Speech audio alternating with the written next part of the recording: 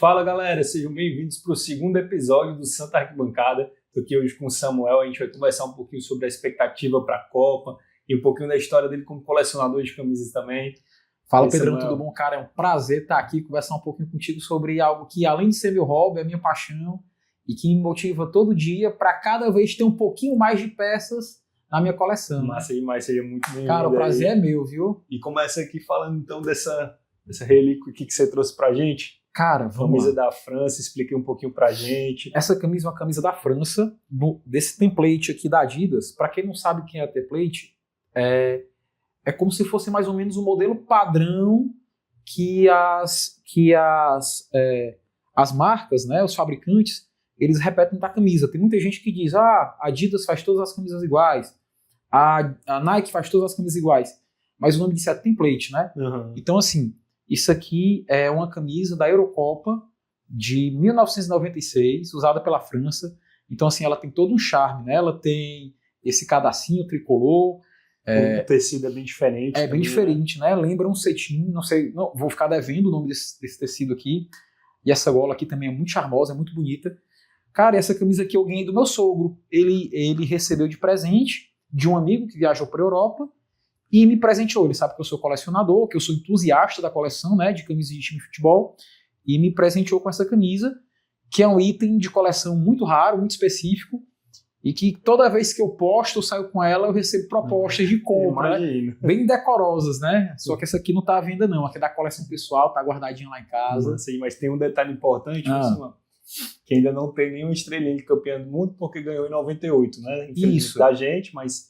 então, sim, foi antes até da primeira Copa Exatamente. do Mundo da França, né? Eu acho que daquela Copa de 98, nessa seleção remanescente, tem um Deschamps, Didier Deschamps. Que é o treinador? Que ele treinador ainda da França?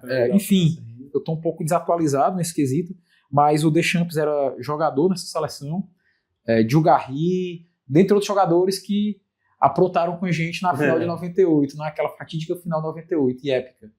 Essa daí eu não vou lembrar muito não, porque aí, como a gente estava conversando antes, eu tinha só 2 anos, não me recordo, graças a Deus, muito da final não. Mas mesmo não me recordando, ver a seleção brasileira perder uma final de Copa dói. Então eu vi pouquíssimas vezes os lances dessa partida, porque eu não gosto de relembrar. Te contar assim, eu me lembro com muita nitidez daquela final, porque eu assisti na casa de um tio em Paracuru com os meus primos, a família reunida, o hábito de juntar a família para assistir o jogo da Copa, né? Meu tio tirava a televisão do quarto dele, ele tem uma casa muito grande em Paracuru, e colocava a televisão na varanda da casa, né? Casa gigantesca, inclusive uma pousada. E a gente estava assistindo aquele jogo, e pra gente, na época 98, eu não tinha nem 13 anos ainda, eu tinha 12 anos, pra mim, a seleção brasileira era imbatível, porque eu peguei a seleção de 1994, que foi a seleção que me fez apaixonar por futebol, porque até então, eu gostava de futebol, mas não era apaixonado por futebol. E ver Romário, Bebeto, Dunga, Mauro Silva, Mazinho, Zinho, Tafarel, o Galvão gritando, vai que é tua, Tafarel, aquilo ali me marcou muito, então fez com que a gente achasse, pelo menos a minha geração no começo, que a seleção brasileira era imbatível, era o dream team do futebol, entendeu? Então a gente viu o Brasil em 96, 97, 98 não perder para ninguém, ou quase ninguém, e perde aquela final, fazendo jogos na Copa de 98 memoráveis, com a Holanda principalmente. Depois, quem tiver curiosidade, assistir Brasil e Holanda na Copa de 98, que é um jogo cheio de viradas. Foi pros pênaltis. Foi pros pênaltis. Sai que é tua, Tafarel. Tem até o Denilson comentando que ele se voluntariou para bater, que não chegou nele. Né? Eu já vi os lances desse jogo, foi um jogo bem pegado, né? Exatamente, que a Holanda joga com camisa branca, calção laranja e meião branco. Foi um jogo bem pegado, um jogo duríssimo. Os jogos eram muito duros, né? Os jogos da Copa eram muito jogados a alto nível, não que hoje não sejam, mas pelo menos a minha impressão de criança, e quando a gente é criança tem outra impressão das coisas, na minha impressão, naquela época, os jogos da Copa eram mais disputados, né? Os jogos eram mais pegados. E depois a gente vem a França, né? Com aquele baile do Zidane, que até então, ao meu ver, o Zidane era um ilustre desconhecido. Até aquela final de 98, não sei se ele estava no Marseille ainda ou se ele já estava na Juventus, mas o Zidane, que era um luxo desconhecido, arrebenta com o Brasil. Sim. Zidane, Petit, E ele Deschamps, fez isso algumas vezes na carreira. Diogarri, Barthez no gol, Barthez vira icônico. É. E é um período onde a Sony tem lançado o PlayStation com os primeiros CDs de futebol, né? Os jogos eram Win Eleven, né? E tinham aquelas seleções, né? Então a gente já trazia para dentro do videogame com uma certa qualidade, uma certa jogabilidade as seleções. Até agora eu falei demais, te deixar falar também, porque eu tô aqui se Eu deixar. quero escutar de você mesmo, Se porque deixar, eu vou falando aqui. tem história boa demais aí. Então é isso, mano. Você começou a colecionar. Na verdade, eu comecei a colecionar camisas de futebol, e eu vou falar uma coisa que vai depor contra mim, e vão pegar esse corte, pode fazer um corte aqui, a torcida do Fortaleza. Eu comecei a colecionar camisas de futebol em 1994. Porque assim, eu me apaixono por futebol em 94 com a seleção brasileira, mas eu já tinha na cabeça o time do Tele Santana, do São Paulo, campeão mundial, né? Daquele São Paulo que foi campeão mundial contra o Milan. Do Raí, do Zete, o time do Expressinho do São Paulo, que o São Paulo às vezes fazia 2 jogos. Sabia dessa história? Não. Que o São Paulo fazia 2 jogos no mesmo dia no Morumbi? Não O sabia, time do Expressinho. Aí é onde sai o Bordeaux, sai o Juninho, que vira Juninho Paulista, dentre outros jogadores, Edmilson, tinha um time principal do São Paulo, disputando competições nacionais, internacionais, e o Expressinho jogavam no mesmo dia no Morumbi. Depois, quem quiser pesquisar sobre o Expressinho do São legal, Paulo, essa daí eu não sabia. não sabia, São Paulo 92, 93, 94 é uma máquina, entendeu? É onde São Paulo fica bicampeão mundial, ganha título brasileiro, e eu comecei a gostar do São Paulo aí. Então minha primeira camisa de futebol foi do Zete, uma camisa bonita, uma camisa com autógrafo do Zete, linda, era preta com vermelho e uns detalhes cinzas, com umas listras assim na diagonal.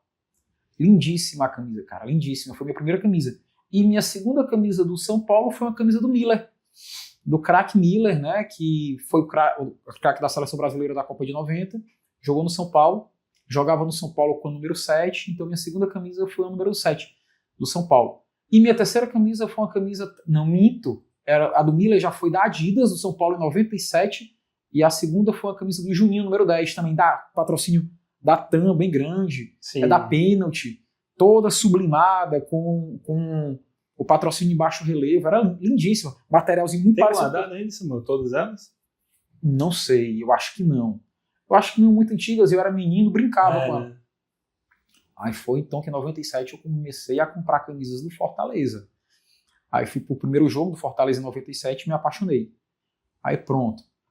Para quem quiser dizer que eu sou misto, eu não sou misto. Eu passei pela cura mista. Torci o São Paulo primeiro. Tá valendo. Tinha que começar de alguma maneira. Eu tenho um salvo-conduto. Na minha época era permitido. E a gente, assim, passou por isso recentemente. Muita gente torcendo pro Fortaleza através do Rogério Ceni, que também, né, veio do São Paulo. Então, assim, tá valendo aí. Não. E eu acho que, assim, importante é gostar de futebol. Todo mundo tem direito de torcer o que quiser, tá certo? E cabe a gente respeitar as individualidades. Quem quiser torcer 2, 3, 4, 5 times torcem. Você tem um filho, né? Ele tem 2 anos já. 2 anos. Aí você vai ver que da geraçãozinho dele já vai ter muita gente torcendo o Manchester City, o Manchester United, Barcelona, Real Madrid, Bayern de Munique. Hoje a gente chega nas escolinhas de futebol, nos colégios, aí estão todas as criancinhas, cada uma trajando uma camisa de time de fora. E faz parte da globalização do futebol. Sim. Faz parte. Assim como hoje eu vejo muito mais gente de 12, 13 anos torcendo só Fortaleza, só Ceará. Eu não vou dizer só Ferroviário, porque, vou ser bem sincero, eu não conheço. Não que não tem, não é preconceito, tá? A galera do Ferrinho não é preconceito. Já faz um corte aí, cara. Já deu o primeiro. Não é preconceito. Mas é mais difícil, É um time que acabou ficando para trás. Sim. Faz parte também.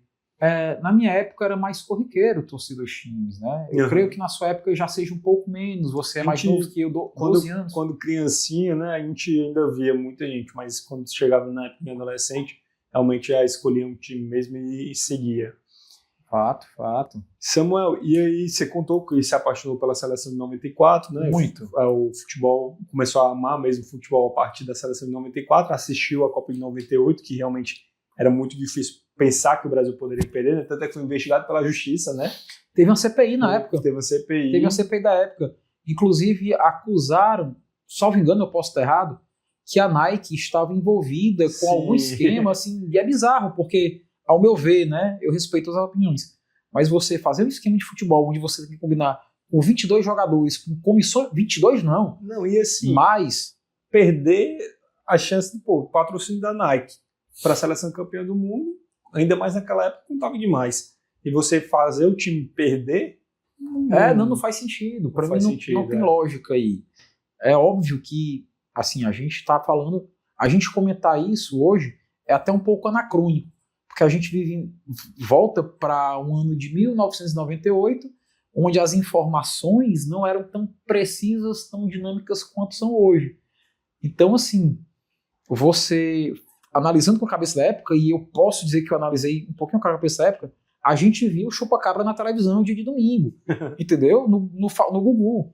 A gente é de uma época que a teoria da conspiração era muito mais comum e convencional do que hoje em dia. Hoje, né? E é porque a gente está na era das fake news, entendeu? Da IA que faz a notícia, que faz o que quiser, que faz o que quiser. Mas teoria da conspiração naquela época era bizarro. E assim, o que eu acho, e isso falando 18 anos depois? Não, 28 anos depois. Errei a matemática. 28 anos depois, o que é que eu acho? O Brasil sentiu a convulsão do Ronaldinho, aquilo de certa forma mexeu com o elenco. O Edmundo, que para mim foi o melhor atacante do mundo no corte, Edmundo o melhor do mundo em 97, melhor que o Ronaldo. Para mim o Edmundo, que foi o melhor atacante do ano do mundo, no ano de 1997, estava escalado para jogar. O Ronaldo chega já no estádio Parque dos Príncipes, né? Eu acho que é a final lá. Eu não lembro de foi a final, não. Eu acho que foi no Parque dos Príncipes. Se eu estiver errado, alguém vai corrigir aqui embaixo. E se escala e diz, não, cadê minha roupa, eu vou jogar. E o Edmundo é sacado e joga, e assim, aquilo gera uma preocupação nos torcedores. Aquilo ali gera um nervosismo nos jogadores, na verdade. Uma preocupação extra. O cara ia morrendo agora há pouco tempo e já está aqui. Né? E assim, inclusive, até recentemente, o Lídio Toledo, recentemente não, que ele já faleceu, Lídio Toledo, que era o médico da seleção brasileira na época, comentou, disse assim, com que moral ia barrar o Ronaldo? O Ronaldo, o craque da seleção brasileira, vindo de título de melhor do mundo, eu não tinha como barrá-lo, eu não tinha essa moral. Porque se perde, quer dizer, perdeu porque barrou o Ronaldo. Perdemos com o Ronaldo em campo. Então, assim, eu tirei de mim essa responsabilidade. Entendeu? Mas foi mais ou menos o que aconteceu, Pedro. E aí, Samuel, a gente pula também ainda para aquela parte que você falou, né, que era uma seleção imbatível, e faz de novo o final em 2002, 4 anos depois, 3 finais de Copa seguidas. Isso. Né, que é um absurdo. Assim, é fora do comum pensar nisso. A França pode até repetir isso se chegar ao final dessa Copa, e é capaz, né, ter uma baita de uma geração. É uma favoritaça, viu? Junto com a Espanha. Eu, nos meus cruzamentos, né, nas minhas simulações, elas se cruzam numa semifinal, por isso que não é assim a final nos meus cálculos, mas eu acho que elas se cruzam numa semifinal. Papo reto, eu fiz uma simulação hoje com os amigos de trabalho lá na Assembleia Legislativa, e na nossa simulação dava a semifinal França e Espanha e a final França e Brasil. Com um pouquinho de clubismo, né? Lógico, a gente tem que puxar um pouquinho, né? E aí quem é que sai campeão na simulação? Seria o Brasil, né? Brasil. Apesar de eu achar que não tem time para ganhar. Mas a minha simulação também que eu fiz hoje mais cedo bateu aí com a de vocês. Bateu, né, cara? Aí depois eu fiquei pensando, cara, a gente é louco. Eu disse, mas me manda a foto aí. Eu cheguei pro meu amigo Álvaro, né? Ele até me mandou. Me manda a foto aí do nosso cruzamento, como foi que ficou no final.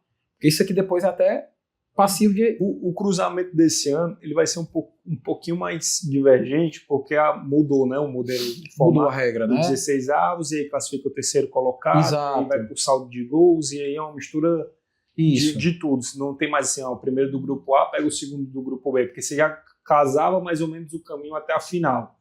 Hoje não dá para fazer isso, porque se um time ganha de 2-0 e depois perde de 5-0 no outro, você já mexeu com toda a tabela. Exatamente. Né? Eu vou te ser bem honesto. Eu ainda estou me familiarizando com essa nova regra, esse novo formato da Copa do Mundo. Te sendo bem honesto, eu acho que tem seleção demais, na minha concepção. Vão ter alguns jogos mais fracos. Bem mais fracos, que não deixa de ser bom, porque Copa do Mundo é um bom barato, cara. Copa do Mundo é aquele momento que você espera 4 anos e senta na televisão e vai vendo todos os jogos. Você pega um Catar e Suíça, poxa, pra mim vai ser um jogaço, apesar do nível técnico talvez não ser tão elevado. Sim. Mas às vezes falta o nível técnico e sobra a entrega, né? Exatamente. Que deixa o jogo Exatamente. legal. Então, assim, tem seleção demais pra gente não perder o fio da meada. Seleção demais e as regras eu ainda não me acostumei. A gente sabe que tem a questão política, né, da FIFA, enfim, com as federações, confederações, mas eu creio que vai ser uma Copa boa, Copa bacana. Eu acho que vai ser legal também. Eu tô na expectativa. E eu acho que assim, a gente vem de 2 Copas do Mundo, 2018 e 2022, com poucas seleções ali no nível muito bom. Sim. E eu acho que nessa você já chega assim com 4, 5 seleções na cabeça de que vão fazer uma boa Copa. Isso. E mais umas 2 ou 3 ali que podem surpreender todo mundo. Isso assim, não seria uma surpresa de outro mundo. Né? Não, eu sei que eu sou o convidado aqui, mas deixa eu te fazer uma pergunta. Quem seriam teus favoritos e quem seriam tuas surpresas?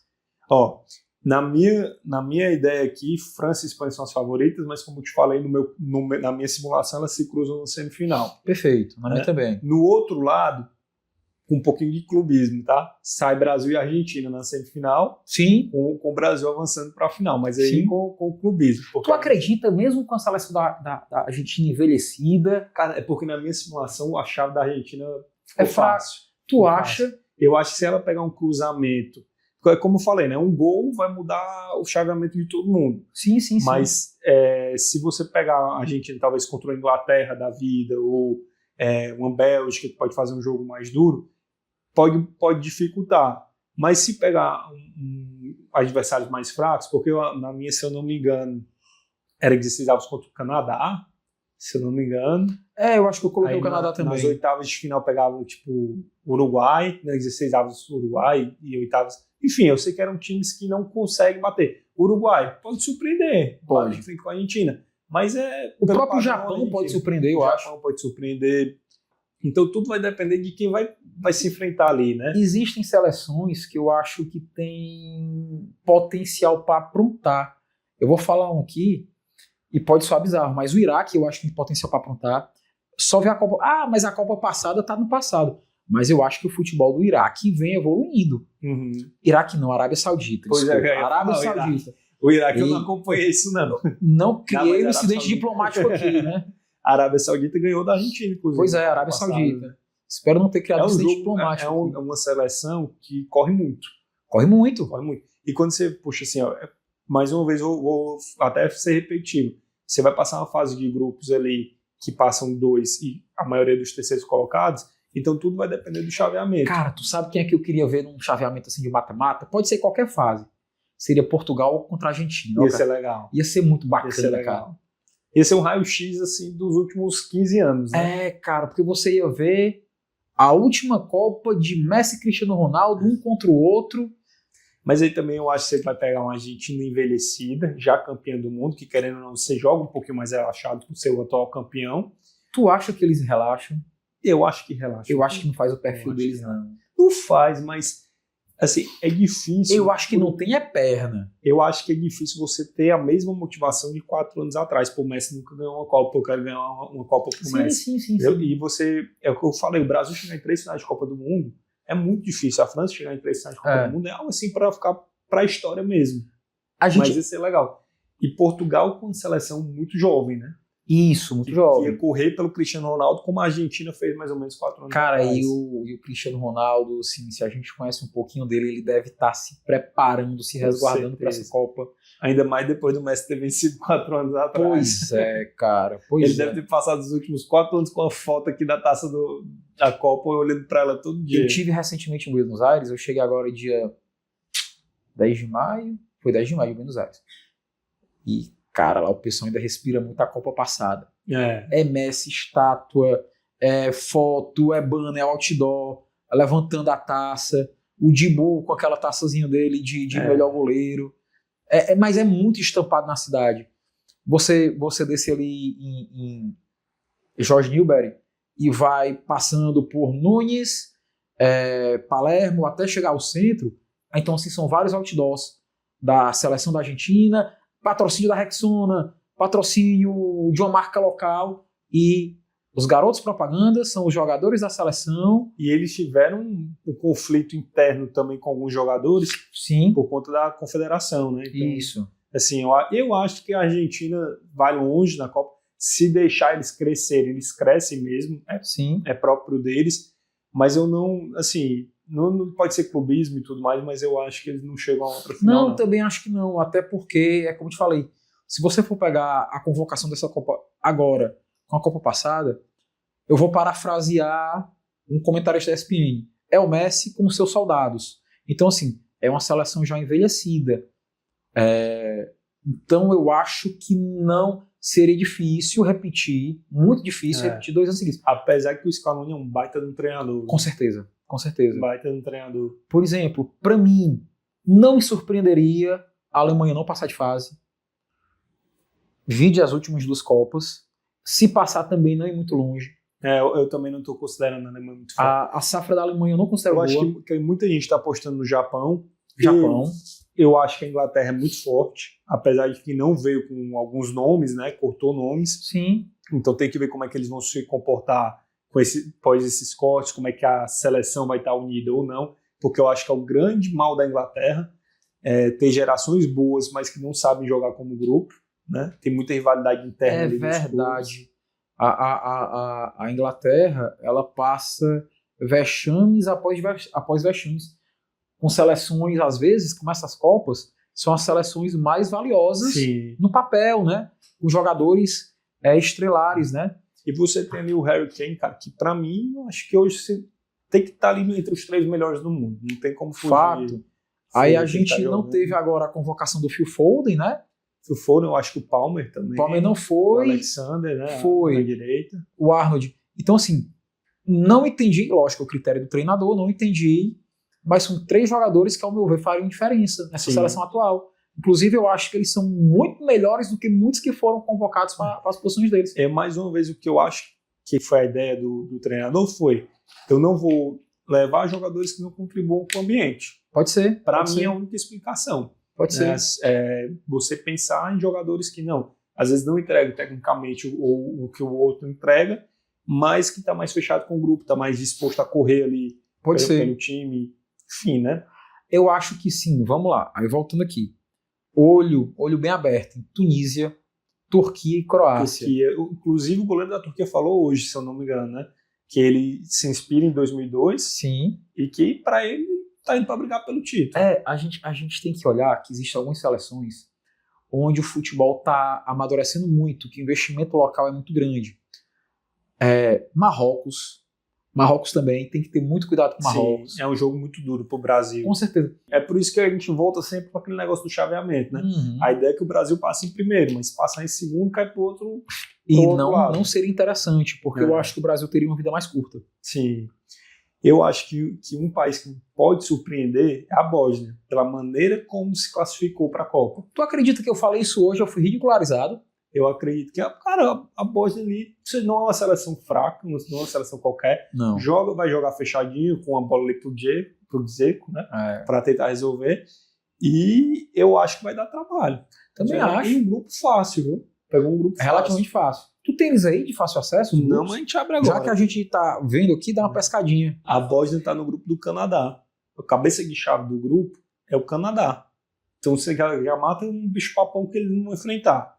É Bósnia, Canadá. Bósnia, Canadá, Catar e Suíça. Suíça aí deve passar em primeiro lugar. Os craques da Suíça são do sistema defensivo, né? E assim, o Canadá... O Shaqiri foi convocado? Não. Foi não, né, cara?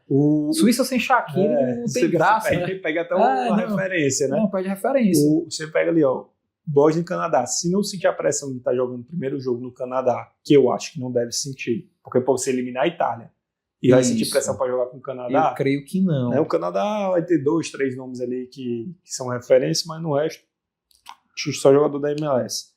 Aí se pega vencendo o primeiro jogo a Bósnia. No segundo jogo empatando com a Suíça, que é plenamente possível. Sim. Né? Se o terceiro jogo contra o Catar, que não é uma seleção, pelo menos em 2022, que é a lembrança que eu tenho do Catar, era uma seleção fraca. Eu ainda acho fraca. Eu acho também que ainda é muito fraca. Então assim, a Bósnia para mim passa de fase, e aí vai mais uma vez cruzar o chaveamento, mas tem uma chancezinha. E quando muda para um mata-mata, são 90 minutos, não tem outro jogo, não tem resultado, não tem nada. São 90 minutos que você precisa aguentar ali em um jogo com outro time. A gente já viu milhões e milhões de vezes, como foi Marrocos na Copa passada, como foi a Turquia em 2002 que a gente comentou. Perfeito. Então, assim, a Bósnia pode chegar longe. E assim, o time da Suíça é chato, né?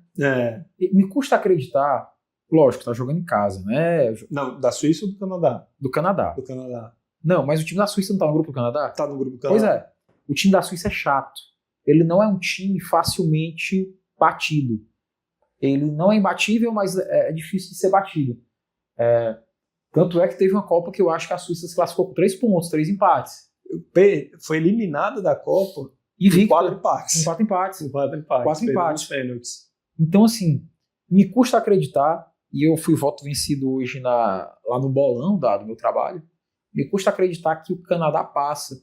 Eu coloquei Suíça e Bósnia. Pode passar como terceiro. Mas me colocaram o Canadá como o líder do grupo. Eu acho difícil. Eu acho difícil. Também. Seleção muito fraca. Muito difícil. E apesar de jogar em casa, eu acho que assim, não tem uma cultura de futebol, porque, por exemplo, os Estados Unidos não é uma seleção muito forte. Mas os Estados Unidos jogando em casa, os caras vão dar o sangue, vão dar a vida. O Canadá vai dar. Tu não te lembras, mas a Copa de 94 eu assisti. Para mim foi o jogo mais difícil. Brasil e Estados Unidos, né? Brasil e Estados Unidos, 4 de julho. Cara, 4 de julho é 4 de julho. O goleiro era o Tony Meola, tinha o Lalas, que era um zagueiro ruivão, barbudo, né? Cara de caminhoneiro, faltou só aquele bonezão, trucker. E um jogo pegadíssimo, cara. Onde o Bebeto pega uma bola, chuta cruzado, o goleiro cai no contrapé e entra. Aquilo ali foi difícil. Brasil e Suécia também foi difícil, mas Brasil e Estados Unidos eu achei difícil, porque jogou o segundo tempo todinho com a menos. Foi o Leonardo, né, do na cotovelada. E de quem você não esperava fazer aquilo, né? Assim. Cara, eu acho que os Estados Unidos também assim, vai dar um trabalho. Vai dar um trabalho. Vai sair quando cruzar com algum grande, na minha concepção, no mata-mata. Provavelmente. Eu acho que, apesar de não ser uma seleção... E o treinador é o Pochettino. Pochettino. Que não é nosso Pochettino. Não é nosso, né? Mas é tio dele, né? É tio dele, Pochettino. Então, assim, eu acho que vai dar um trabalhinho, porque você já tem um americano que naturalmente ele é muito patriota, não vai querer perder em casa. Com certeza. Tem um treinador argentino que também sabe um pouquinho das manhas do jogo. É um cara muito inteligente. Demais. Então, eu acho que os Estados Unidos também vem para dar trabalho. Eu acho que sim. Jogando em casa, toda a preparação, torcida a favor, um ambiente conspirando, né? Os jogadores... Venceu a Alemanha, no amistoso agora. Se você for ver, os Estados Unidos ele não tem feito feio em Copas nem Copa de Confederações que tem passado. É óbvio que não é uma seleção primorosa. Talvez a melhor que eu tenha visto tenha sido aquela do Donovan. Sim. Tá certo? Que perdeu pra gente na Copa das Confederações. Exatamente. Né? Duelando, não foi aquela que o Brasil ganhou de virada? Foi 3-2. 3-2, exatamente. E tava ganhando. Então, assim, mas é um país onde o futebol vai galgando patamares para cima, inclusive trazendo jogadores, lógico, que fim de carreira da Europa, para fomentar o futebol no seu país, né, na liga. Né, que joga no Milan, que é um jogador experiente. Então, assim, você já vê nomes de referência deles em outras ligas também. Exatamente. Eu acho que eles vêm ganhando muita experiência com isso. Não é um favorito, óbvio que não é, mas eu acho que também não vai fazer feio, não. Vai cumprir a sua função e seu papel. A gente falou do Canadá, que é um dos países sedes, falou dos Estados Unidos, que é o país sede principal, e o México que vai fazer a abertura. O que tu acha? Cara, o México, para mim, falando bem assim, opinião pessoal, né? Óbvio. O México para mim, é uma surpresa, porque é um país que investe em futebol, os clubes são milionários, a liga... Os fãs, né? Os fãs, né? Os torcedores enchem os estádios, a liga é forte, mas não forma historicamente seleções fortes, né? Teve até alguns nomes de referência, mas nunca engrenou, né? Hoje eu conversando com uns amigos, né? De novo falando deles. Aí eu digo, cadê o Chicharito vai pra Copa? o Carlos Vela, eu disse, Então só vai o Ochoa, né? só vai o Ochoa. O imortal Ochoa. Para nunca. Na próxima Copa eu acho que ele vai também. Inclusive, eu tava no jogo aqui, Brasil e México, os dois, né? Da Copa das Confederações, que aí não fez muito. Mas na Copa do Mundo de 2014 eu fui dormir pensando naquele homem, porque o que ele pegou de bola contra o Brasil... Rapaz, aquela da Copa das Confederações aqui, 2013, não foi? 2013. Cara, eu cheguei no estádio embriagado. Foi muito legal. E a gente entrou no estádio e o Brasil ganhou de 2-1 aquele jogo, salvo engano. Posso estar errado? Foi 2-1. Eu acho que foi 2-0. 2-0. Teve gol do Jô. Teve gol do Neymar e Jô. Foi Neymar e Jô. Neymar de perna esquerda, se eu não me engano. Exatamente. E o Jô no finalzinho escorando. Foi ele que foi comemorar na minha frente. Tava lá embaixo, eu peguei uma cadeira atrás do gol, onde hoje, para quem torce Fortaleza, seria a Inferior Sul, já na última esquinazinha lá embaixo, na estrutura de cimento do Castelão, já na última cadeira da Inferior Sul, já perto do Bossa Nova. Eu assisti ali, ele foi comemorar ali perto, tava embriagado, cara, tava dormindo na hora do gol, acordei assim comemorando. E foi legal aquela Copa das Confederações. Demais, a Copa do Mundo também foi mal barato, tivemos 5 jogos aqui, eu fui a 4. Não, na Copa do Mundo a gente teve 7 aqui. Foi 7? Porque teve mata-mata, né? Eu me lembro que eu fui a Alemanha e Gana. Foram 6. Agora eu tô na dor. Eu fui em todos aqui. Não, fui todos não. Ainda tenho os... Eu tenho também guardado os ingressos. Os ingressos. A gente teve Brasil e México, Uruguai e Costa Rica. Fui. Uruguai e Costa Rica foi Cabreu. E depois Brasil e México. Eu fiquei na torcida do Uruguai. Eu comprei aquela camisa do Uruguai daquela Copa lindíssima. O ataque Soares e Cavani. Tinha naquele time... O goleiro era o Muslera. Lugano. Aquele careca, Arevalo Rios. Também o Forlán acho que tava. Forlán tava, só que ele já tava no meio, né? Jogando no meio. Aquele careca, Arevalo Rios, que era volante, batia pra caramba, eu não me lembro o nome. E eu fiquei na torcida do Uruguai, cara, eles vieram assim em peso, coisa linda, a torcida. Eu tenho um tio que é uruguaio e ele tava no estádio nesse jogo. E ele morto de feliz, o Uruguai ganhando de 1-0 e tal, ele leva uma virada pra Costa Rica que ninguém conhecia na época. Ninguém conhecia. Chega, ele saiu, eu lembro a caminhada, eu acho que parece que foi a caminhada mais triste que ele fez na vida. Camisa da Costa Rica vermelha, patrocínio Joma, ainda me lembro. E esse jogo foi muito bacana, cara. Foi legal. Aí a gente teve Costa do Marfim e Grécia. Fui também. Que eu fui. E eu acho que a gente teve mais um. Alemanha e Gana já foi mata-mata. Alemanha e Gana, não. Alemanha eu fui também. Foi fase de grupo. Fase de grupo? Inclusive, eu assisti 2 jogos da Alemanha em 2014. O 1-1 contra a Gana, que foi um jogo. 1-1 não, perdão, foi. Não lembro o resultado agora. Mas foi empate com a Gana, que assim, surpresa total. Foi. E o outro foi 1-0 contra os Estados Unidos em Recife. Eu ganhei ingresso para esse jogo e fui. Então, assim, eu vi 2 jogos. Porque você sempre foi um menino bem relacionado, né? Aí foram 2 jogos da Alemanha e 2 jogos, cara, que a Alemanha não jogou nada e a Alemanha terminou como campeã do mundo. Sim. Então, assim, se eu soubesse, eu tinha ido pro 7-1 também pra ver se eles diminuíam o ritmo ali. Cara, eu fui, eu acho que 4, 5 jogos, eu tenho os ingressos. A Alemanha e Gana eu fui. Aí a gente teve Holanda e México, que foi o lance do Robin fingindo o pênalti, né? Foi, não, esse eu não fui. Aí eu fui também, esse jogo foi 11 horas da manhã, se eu não me engano, foi cruel, solzão. Foi o solzão valendo. Eu, graças a Deus, estava no lado da sombra, mas o pessoal que estava no lado do sol, eu lembro como fosse hoje, o estádio esvaziou, porque ninguém aguentava olhar, foram assistir pela TV. Tu acredita que eu ainda tenho até hoje lá em casa, vários copinhos da Budweiser, com os adesivos do eu tinha, e da Coca-Cola também. Os meus estão guardadinhos. Eu tenho mais de 30 copos daqui. Se quiser, vou ceder 2 aqui para botar no cenário. Depois eu quero. Tá certo, vou pegar nos meus Aí pais. O último jogo foram 6 jogos aqui. O último jogo foi Brasil e Colômbia, 2-1, que foi o lance que o Neymar se machucou. Não era da Budweiser, não. Acho que era Brahma que vinha. Não, era Budweiser. Era não Budweiser. Budweiser. A Copa era Budweiser. Copo grande. Assim. Exatamente. Eu tinha vários, mas todos descascaram o nome, aí teve uma hora que eu abri mão. Era o copinho dourado da Budweiser com interior preto, exatamente. Samuel, e assim, a gente falou um pouquinho de vários assuntos diferentes da Copa, mas voltando aqui para a seleção brasileira, para essa seleção, o que tu acha da nossa seleção? O perigo está nas laterais mesmo, como o pessoal tem achado? O que tu imagina aí? Seguindo uma pergunta que aí vai ser até mais pessoal para você responder, que você acompanhou bem. O Ederson, convocado no lugar do Wesley, para suprir, a gente teve a chance de assistir ele ali no início de carreira, né, bem dizer. no Fortaleza. Ele debutou pelo Fortaleza, né? Eu acho que ele jogou no Corinthians Paulista e foi prestado pro Fortaleza. Foi. No Corinthians ele teve muito pouca oportunidade ou quase nenhuma. É. Aí ele vem emprestado pro Fortaleza. E deslancha aqui. E ele jogou do lateral direito aqui. Jogou. Agora sim, eu acho que ele é um jogador versátil e polivalente. Entendeu?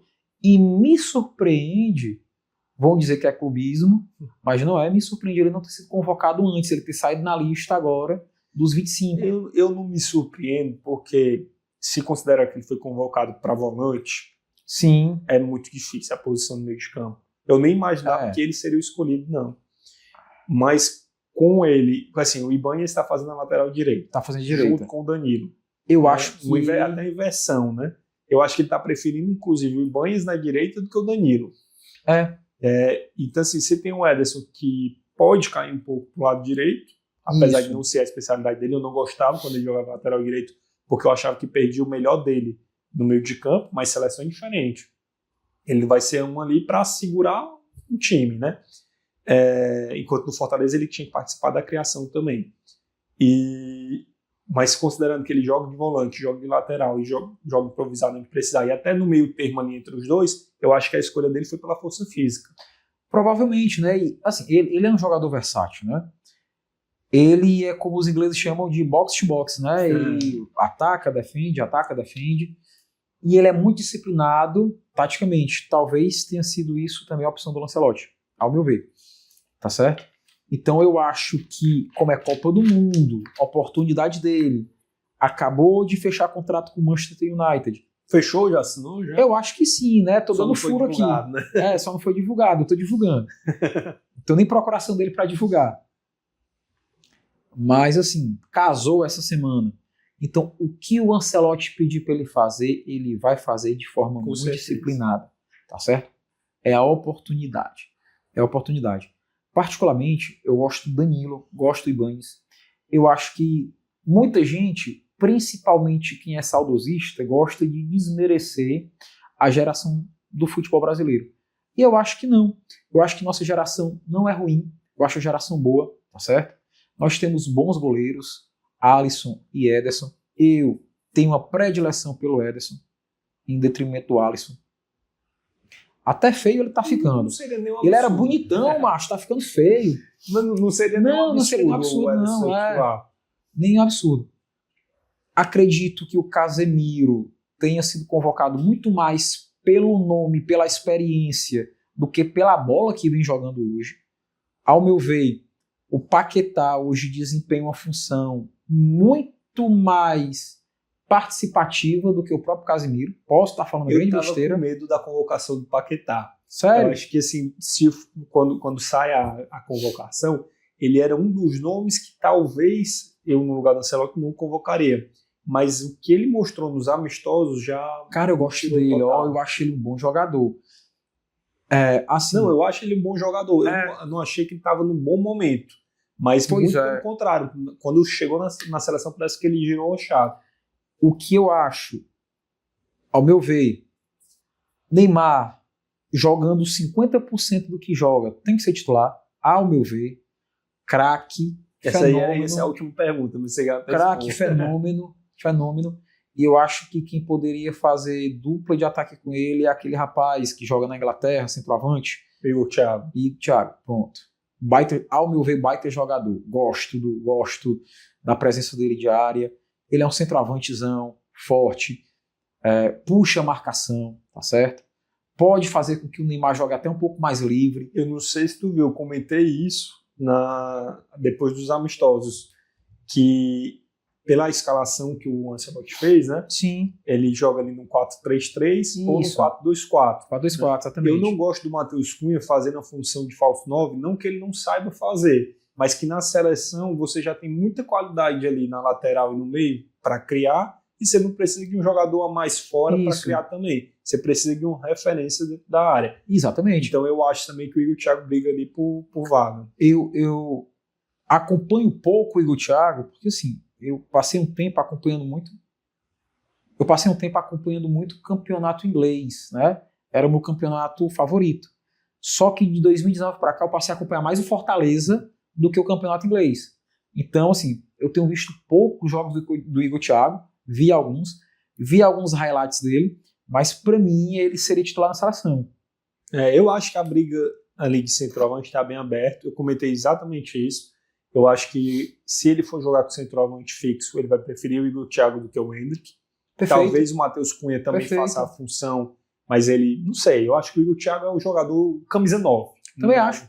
9 mesmo. E o Endrick entra num momento ali que precisar finalizar o jogo, ou então para dar energia, né? Assim, você precisa atacar com tudo, ou então, finalzinho de jogo, vou botar um menino ali para dar um gás na defesa. E assim, esquema tático, o único 4-2-4 que eu vi prestar foi o Rogério Ceni no Fortaleza. Eu acho que o Brasil fica lacunoso no meio, nesse esquema 4-2-4. Sim. Fica vulnerável até. Aí na minha escalação ideal, né? Eu acho que ele não saca da dupla de volante Casemiro e Bruno Guimarães. Também acho que não. Inicialmente não. Inicialmente não.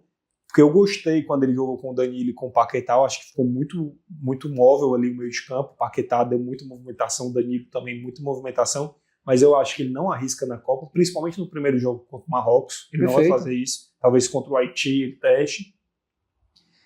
Mas a minha formação ideal é Vinícius Júnior na esquerda, Rafinha na direita, Neymar no meio e um centroavante fixo lá na frente. Top, viu? Concordo. E aí pode botar, o Neymar subir um pouco mais. Você tem o Rafinha que sabe fazer o meio. Isso, o Neymar caiu para a direita ou para a esquerda. Você pode inverter com o Vinícius Júnior porque ele também sabe fazer. E aí ficava livre aqueles três ali, assim, possível para qualquer defesa de segurar e um centroavante para quando a bola chegar. É complicado com o material humano que o Ancelotti tem na mão.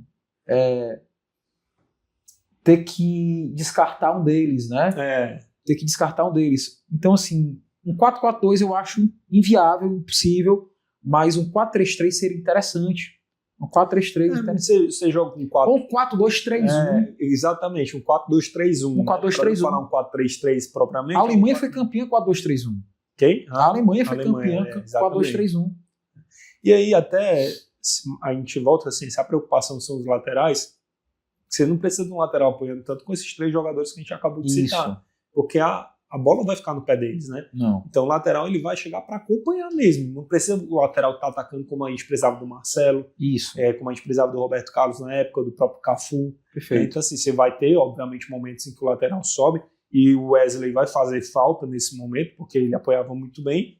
Mas a preocupação tem que ser realmente proteger para que esses três da frente tenham liberdade. Sim, fato.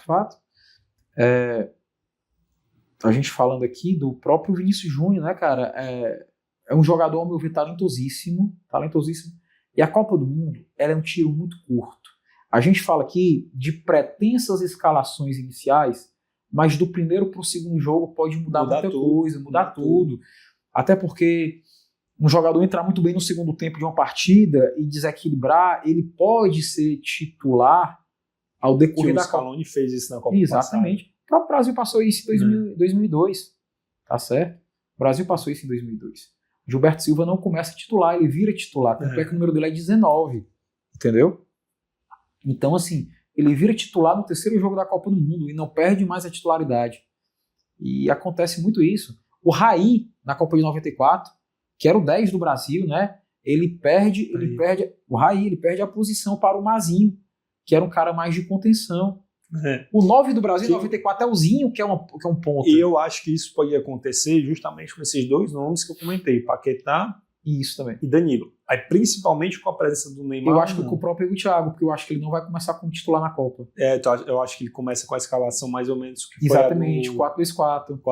Com o Matheus Cunha de exatamente. 9, né? Mas eu acho que talvez no primeiro jogo ele arrisque nisso, porque você tem uma seleção mais estável. Isso. E um jogo mais difícil, como a gente falou, contra o Marrocos. Mas principalmente com a volta do Neymar, ou não, né, que a gente não sabe como é que ele vai estar. E a necessidade, por exemplo, de mais gols contra o Haiti, porque contra o Haiti você vai ter que fazer gol para brigar pelo primeiro lugar do grupo. Exatamente. Principalmente dependendo do resultado contra o Marrocos. Não dá para relaxar com o Haiti. Não dá. Então, eu acho que ele vai dar a opção de Danilo e Paquetá e de brigarem por vaga durante a Copa.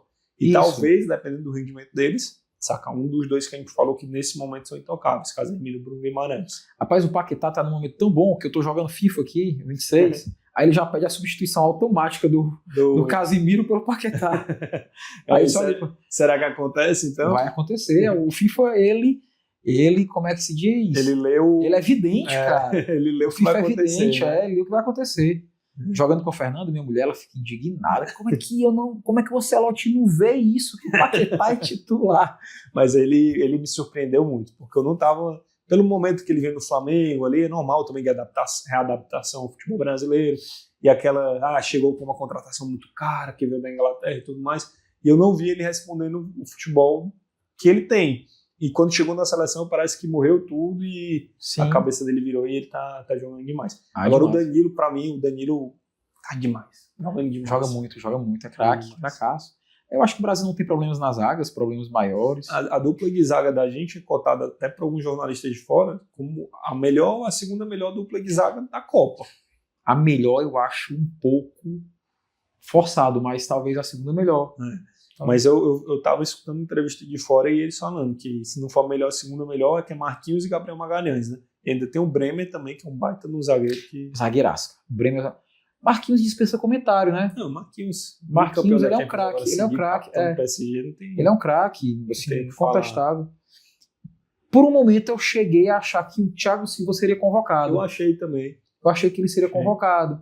Pela experiência. Até pelas convocações que o Ancelotti fez, né? Ele conta o Everton, o Casemiro. Então, assim, fazia sentido ele chamar o Thiago Silva. O que é que eu acho que ele pensou? Eu já tenho aqui o Marquinhos, que é experiente. Eu levar 2 experientes na zaga, pode ser que eu tenha que jogar com os 2 ao mesmo tempo, em um jogo de alto nível. Então, assim, pode ser que alguém se machuque. E aí é uma outra convocação que aí, para mim, talvez seja a que mais questionável. Ele convocou o Léo Pereira. Isso. E a gente tinha Beraldo, o próprio Thiago Silva e outras opções. O que é que tu acha, Samuel? Tu não gosta do Léo Pereira? Não, tô te perguntando aqui. Cara, neutra. Assim, eu acho excelente zagueiro, sai bem com a bola, tem um pouquinho de receio a nível de Copa do Mundo, mas o cara tá lá, tem que mostrar que merece. Cara, não foi chamado à toa, né? Eu acho é porque assim, eu acho ele um excelente zagueiro. Eu acho que é a melhor fase da carreira dele. Eu acho ele um excelente zagueiro, assim, então me pegou de surpresa essa pergunta, porque pra mim ele é um cara meio que dentro do meu organograma mental, ele meio que inquestionável, entendeu? Bremer pra mim é questionável. Eu acho que geralmente quando a gente tem uma convocação de seleção, existem alguns jogadores que você diz assim, deveria ter levado fulano, deveria ter levado ciclano. E eu corneto pouco o Ancelotti em relação a isso. Não, eu também. Eu acho que a convocação dele fez muito sentido. Fez muito sentido, inclusive com o Neymar.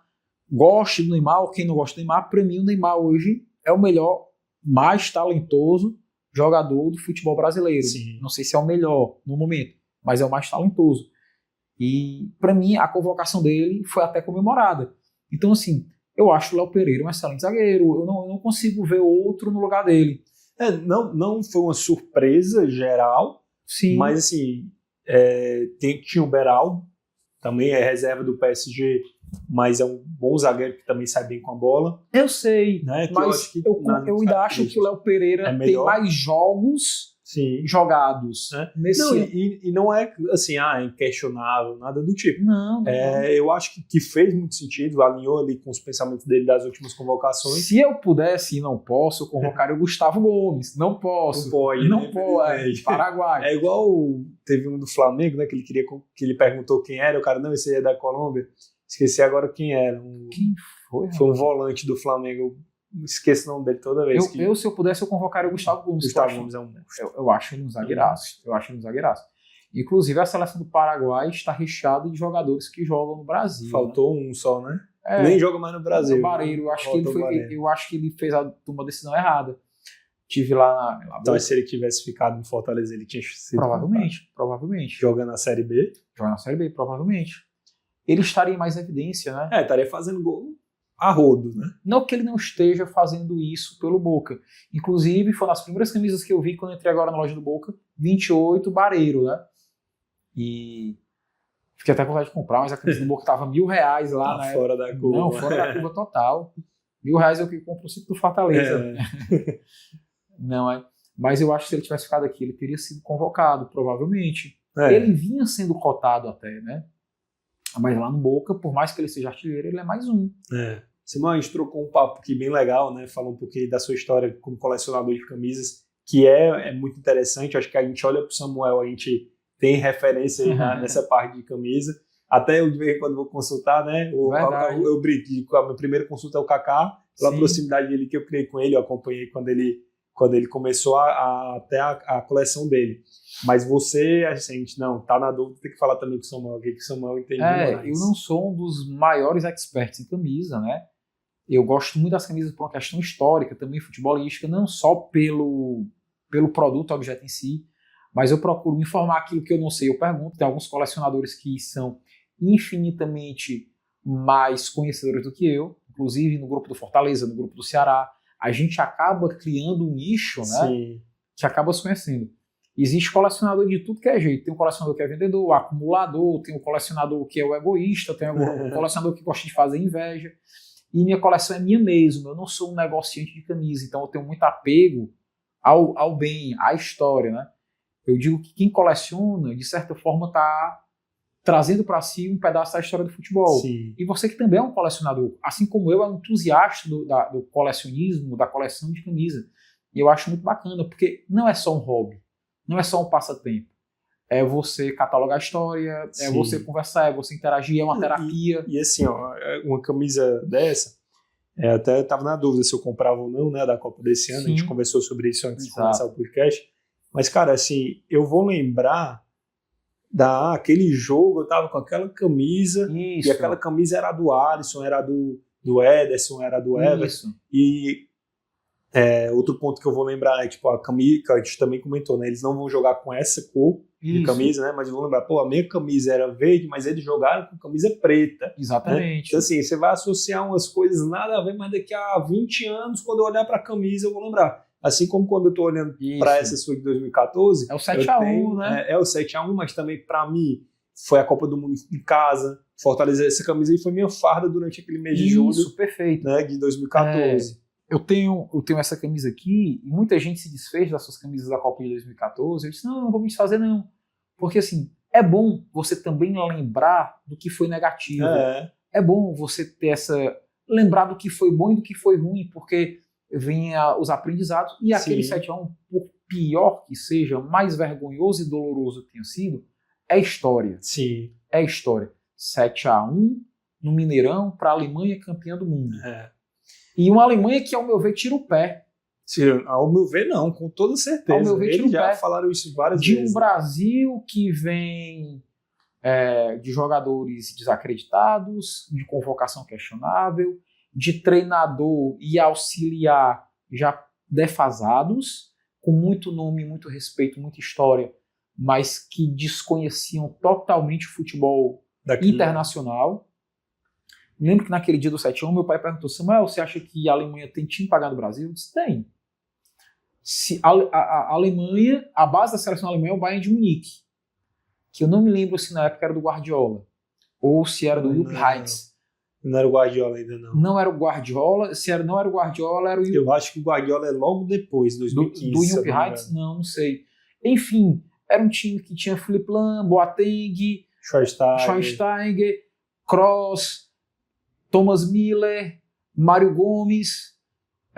Quem mais? O Klose era reserva dessa seleção. O Klose. Você tinha o Royce que acabou cortado, exatamente. O Götze que faz o gol da final da Copa. Exatamente. Apesar que nem todos serem do Bayern, mas assim, todo mundo da mesma escola. Eram quase todos do Bayern, um ou outro do Borussia. Eu disse, pai, se a Alemanha jogar do jeito que o Bayern joga, e o Bayern vinha atropelando todo mundo, porque desde 2011 era o Super Bayern, né? Vinha atropelando todo mundo, eu acho que ganha sem maiores sufocos, mas eu não esperava um 7-1. E assim, a gente vê o Bernard, a alegria das pernas, que não rendeu nada. Nada, coitado. O Dante perdido, o Davi Luiz perdido, a seleção atônita, né? O Júlio César ali sem ter o que fazer, pedindo para ir embora. E jogadores que a gente sabe que já não... O volante era Luiz Fernando, acho do Bigodinho, acho que era Luiz Fernando. Na Copa de 2014 era Luiz Fernando e Ramírez, se eu não me engano. Ambos perdidaços. e já não vinham fazendo uma Copa brilhante. Se eu não me engano, nesse jogo não jogou o Ramires. Não jogou o então Thiago Silva. Não jogou o Thiago Silva, não jogou o Neymar, mas eu lembro que o Fernandinho jogou também em 2014. Jogou sim. Então, Então, um cara que era um baita jogador, né? E teve Então, assim, é uma camisa que marca história, é a camisa do 7-1. Eu tenho a camisa também da Copa das Confederações de 2013. Que foi um sucesso. Que foi um sucesso. Eu tenho também, golazinho veio, né? Eu fiz uma crítica à época e muita gente não interpretou direito. Eu disse, olha, não vamos nos iludir com essa Copa das Confederações porque a Espanha não jogou. Nem a Espanha nem a Itália jogaram o que elas podem jogar. Não jogaram. Então, assim, a gente tinha o Fred, né, também. Fred criticadíssimo na Copa, até brincavam com ele que era o Cone Fred. Eu acho até isso bem depreciativo, desrespeitoso para com o ser humano. E com o jogador que ele foi também. Com certeza. Para mim foi um cracaço. Cracaço não, mas foi um craque, né? O cracaço foi o Pelé. Foi um bom jogador. E assim, mas que a gente via que a Espanha estava jogando, não estava na sua rotação máxima, né? E o Brasil ganhou e aquilo ali gerou em muita gente uma expectativa até falsa de que o Brasil ia flanar na Copa do Mundo e não flanou, né? Tanto é que a gente fez acho que um jogo bom naquela Copa, que você pega, a gente estreou contra a Croácia. A gente passou sufoco com o Chile. Não, a gente vence a Croácia bem. O outro jogo aqui foi com o Chile, Brasil e Chile. Não, foi no Mineirão também. Mineirão também foi? Foi. Do Pinilha, aquele... da trave. Na trave. Foi Brasil e Croácia na Arena do Corinthians, que a gente vence aqui 3-1, joga bem. 0-0 contra o México aqui, que foi duro. A gente jogou um pouquinho melhor, mas não jogou o máximo. Não. E a gente vence Camarões em Brasília. Isso. Aí, oitavas de final, Mineirão, 1-1 contra o Chile, que foi assim 1-1 dando graças a Deus. Isso. A gente passa nos pênaltis, que também foi um sufoco até nos pênaltis. Isso. Aí as quartas de final contra a Colômbia, a gente jogou bem aqui. Foi um jogo, acho que talvez, não melhor, mas o segundo melhor jogo do Brasil na Copa. Perfeito. A gente jogou muito bem contra a Colômbia. E aí depois o 7-1 e depois o 3-0 contra a Holanda em Mineirão e volta para Brasília, que foi a disputa do terceiro lugar. Que a gente... As camisas marcam tanto uma época que virou agora ficou corriqueiro as marcas relançarem camisas da época histórica, né? E assim, com o mesmo material, o mesmo template, tudo igualzinho. A Adidas fez isso, a Nike tem feito, a Puma tem feito, a Reebok está fazendo também. Sim. Então, assim, marca uma época. Você tem a memória afetiva, tem a questão de você associar ao tempo que você estava vivendo. Eu acho muito bacana isso. É legal. É interessante. Samuel, então foi isso. Foi uma conversa muito boa, muito proveitosa. A gente assim, pegou todos os temas mesmo possíveis, né? E até mais, eu acho. Muito bom lhe receber aqui. Cara, obrigado. Eu falo muito e agradeço demais o convite. Eu estou à disposição. E é bom assim, porque você até me perguntou, então eu posso até dar um pouquinho mais da opinião também. Sim, eu acho que tem que ser uma troca, né? A conversa. Exatamente. Agradeço demais pelo convite. A primeira participação, essa época inicial vai ser focado no Brasil, na Copa do Mundo. Sim. Mas depois a gente marca para falar do nosso Fortaleza. Se Deus quiser. Tá certo. Obrigado, Pedrão. Um abraço. Obrigado. Tchau. Tamo junto.